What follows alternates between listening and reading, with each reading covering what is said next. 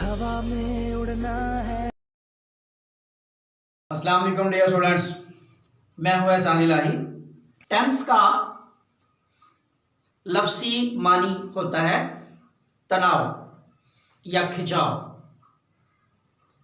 शायद इसीलिए ही लोग जो है वो टेंस को लेकर तनाव और खिंचाव और टेंशन का शिकार रहते हैं, क्योंकि इसके अंदर इसका मीनिंग ही इसी तरह से छुपा हुआ है।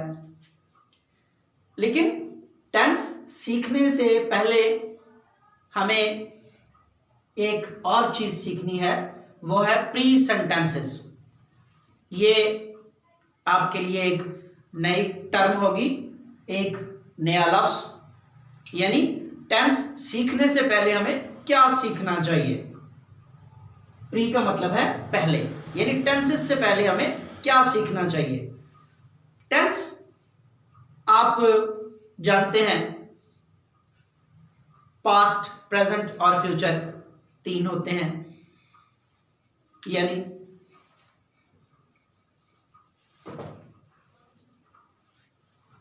पास्ट, प्रेजेंट और फ्यूचर। लेकिन अगर आप हर एक के लिए तो हर एक के साथ साथ जाएं, उनको चुनने की कोशिश करें, तो हर एक में आगे चार हिस्से होते हैं। यानी सिंपल, या फिर इसको इंडेफिनिट भी कहते हैं, continuous,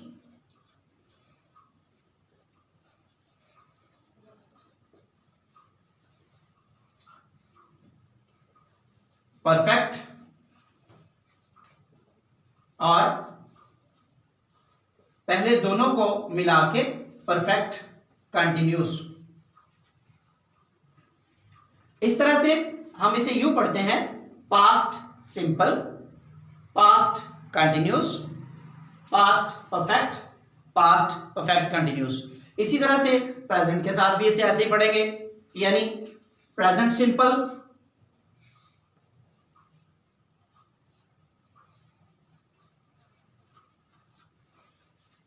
present continuous, present perfect और परफेक्ट कंटिन्यूस। इसी तरह से फ्यूचर के साथ भी।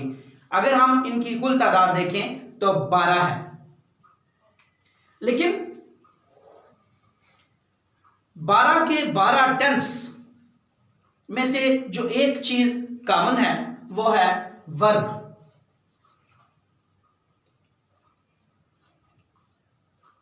यानी फेल, यानी काम। हर एक टेंस में 12 के 12 टेंसेस में आप वर्ब की हालत को मुख्तलिफ हालतों में ले जाकर वर्ब को इस्तेमाल करते हैं, फिर उसकी अगली हालत जो है वो बनती है। लेकिन क्या सारे ही सेंटेंस जो है वो वर्ब नीड करते हैं? क्या हर एक सेंटेंस को वर्ब की जरूरत होती है?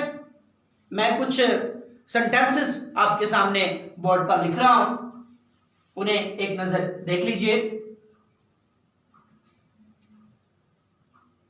He is a teacher.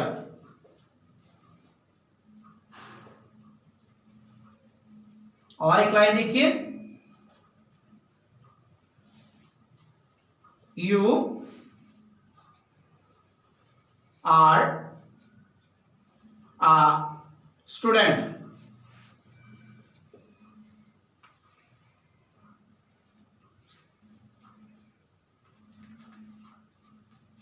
I am a worker. आपने इन तीनों सेंटेंसेस को अगर गौर करें तो इसमें भी वर्ब नहीं है, इसमें भी वर्ब नहीं है और इसमें भी वर्ब नहीं है। आगे चलिए, She has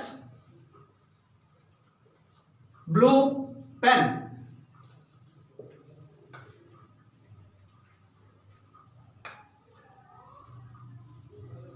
We have books. अगर इन पर गौर करें तो इनमें भी कोई वर्ब नहीं है। अगर इनमें वर्ब नहीं है तो फिर इसका मतलब यह है कि ये 12 के 12 टेंस में काउंट नहीं किया जा सकते। आप किसी एक सेंटेंस को भी ये नहीं कह सकते कि ये फलां टाइप का सेंटेंस है, ये इंडेफिनिट है, या किसी का कंटिन्यूस है, या किसी का परफेक्ट है, या परफेक्ट कंटिन्यूस है। आप इन पांचों में से किसी को कोई भी नाम नहीं दे सकते। अगर इन पांचों को कोई नाम नहीं दे सकते तो फिर और चलिए आगे जरा। 1 2 3 4 5 6 पे चले जाइए जरा। He was weak in English.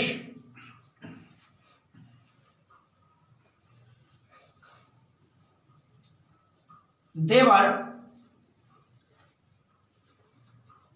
poor. In sentences में 6 और 7वें में इनमें तलाश करने की कोशिश करें कि वर्ब कहां है। कहीं भी नहीं है।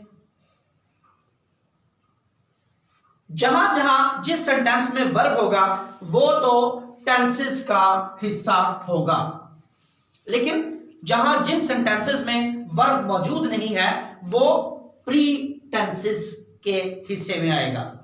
प्री टेंसेस क्या है? क्या हमें 12 टेंस जान लेने के बाद हम इंग्लिश पर ग्रिप कर लेते हैं? बिल्कुल भी नहीं, क्योंकि ये जितनी मैंने मिसालें दी हैं आपके सामने हैं, इन सब को लेकर क्या आप ये कह सकते हैं कि ये किसी टेंस का हिस्सा है? चले थोड़ा और आगे बढ़ते हैं। इट इज 5 o'clock, 5 बजे हैं।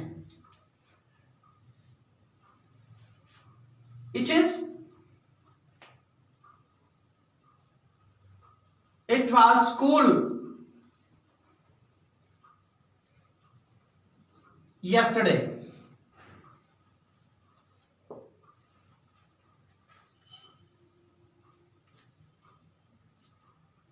या फिर देखिए, there were 6 people.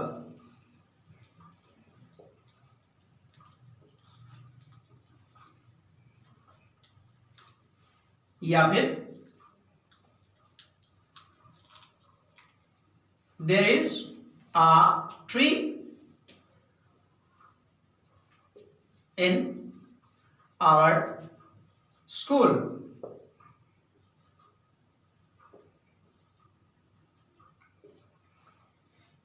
क्या इन सेंटेंसेस में कहीं कोई वर्ब नजर आ रहा है? जवाब है नहीं।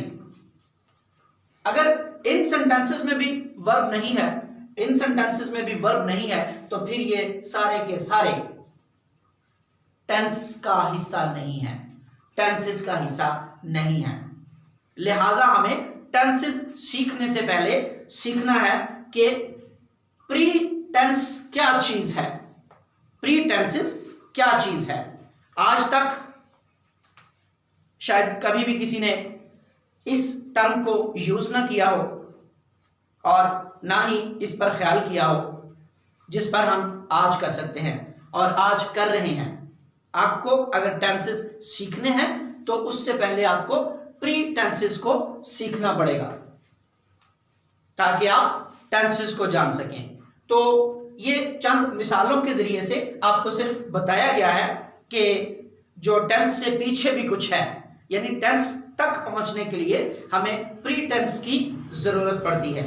अगर हमें प्री टेंस की जरूरत है तो वो प्री टेंस कौन कौन सी चीजें हैं, इन पर हम इंशाल्लाह अगली वीडियो में जिक्र करेंगे।